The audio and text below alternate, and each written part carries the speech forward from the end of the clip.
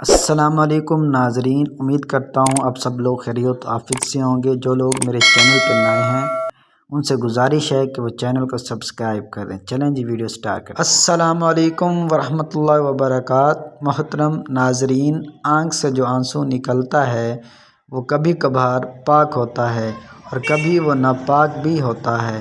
وہ صورتیں کیا ہیں اس کی پوری تفصیل میں بتاؤں گا اور ویڈیو کو مکمل دیکھیے۔ شکریہ۔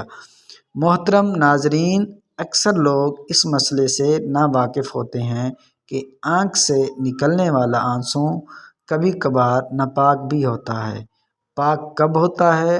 اگر کوئی شخص رو رہا ہے یا اس کی آنکھ سے ایسے آنسو نکل گیا ہے، کسی غم کی وجہ سے نکلا، تو وہ آنسو پاک ہوتا ہے اور اس سے وضو نہیں ٹوٹتا۔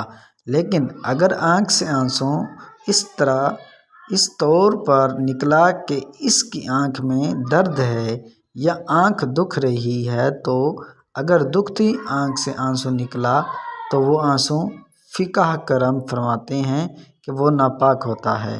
بہت سے لوگ بے احتیاطی میں دکھتی آنکھ سے بوجہ مرض بہنے والے آنسو کو آنسو کے مانند سمجھ کر آستین یا کرتے کے دامن وغیرہ سے پونچھ کر کپڑے ناپاک کر ڈالتے ہیں۔ نابینا کی آنکھ سے جو رطوبت بوجہ مرض نکلتی ہے وہ ناپاک ہے اور اس سے وضو بھی ٹوٹ جاتا ہے۔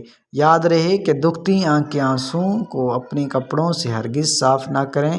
اس لیے اگر کپڑے میں اس مقدار تک پہنچ جائے جتنی مقدار سے کپڑا ناپاک ہو جاتا ہے تو وہ کپڑا ناپاک ہو جائے گا۔ ایسی صورت میں اسی کپڑے کو پہن کر نماز پڑھنا جائز نہیں۔